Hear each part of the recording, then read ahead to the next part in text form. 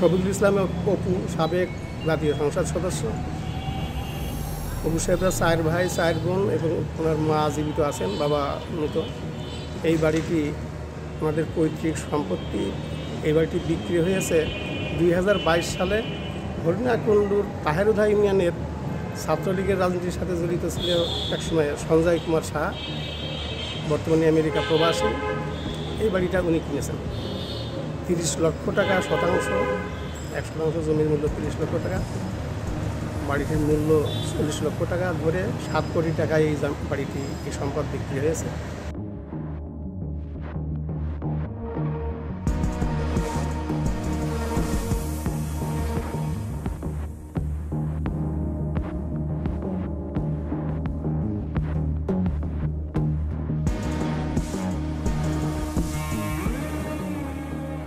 এই বাড়িটা ছিল শফিকুল ইসলাম অপুর বাবা ABM গুলাম মজিদ, সাবেক জাতীয় সংসদ সদস্য। উনি এই বাড়ির মালিক ছিলেন। আর এটা অপু সাহেবের দাদার ক্রয় করা সম্পত্তি, তাদের পৈতৃক নিবাসীটা। অপু সাহেব এখানে জন্মগ্রহণ করেছেন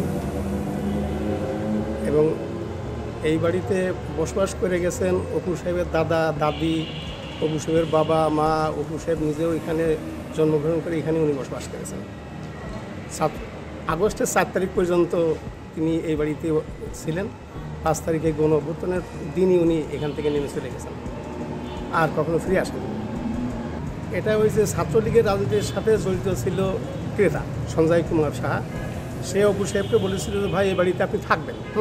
আমি বাড়িটি ক্রয় করলো, আমি আমেরিকায় থাকি, আমার বাড়িটা এখন আমি তৈরি করব না, ভবিষ্যতে তৈরি করব, হাইরাইজ বিল্ডিং করব, ততদিন পর্যন্ত আপনি এখানে থাকতে পারবেন। আপনি যেহেতু আমার রাজনৈতিক নেতা, আপনি এখানে থাকবেন, আমার কোনো ইয়ে নেই, আপত্তি নেই। এই শর্তে অপু সাহেব এখানে থাকবেন।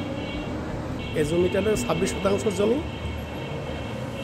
বাড়ির মূল্য 40 লক্ষ টাকা, প্রতি শতাংশ জমির মূল্য 30 লক্ষ টাকা। 26 শতাংশ জমি বিক্রি হয়। আর 4 ভাই 4 বোন, তার মা জীবিত আছেন, বাবা মৃত। 9 জন শরিক এই সম্পত্তি। এই সম্পত্তি এখন সঞ্জয়ের সম্পত্তি, কিন্তু এটা পরিত্যক্ত। এখন এখানে কোনো কেউ বসবাস করানো না, বসবাসের উপযোগীও না। এবার আগস্টের 4 তারিখে উনি এই বাড়ি থেকে নেমে আর এই বাড়িতে আসেনি।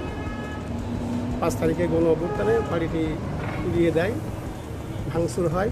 পরবর্তীতে চোরে এই বাড়ির মালামাল অন্যান্য ইয়েগুলো, আসবাবপত্রগুলো নিয়ে চলে যায়, চুরি করে নিয়ে চলে যায়। রাতের অন্ধকারে চুরি করে নিয়ে চলে যায়।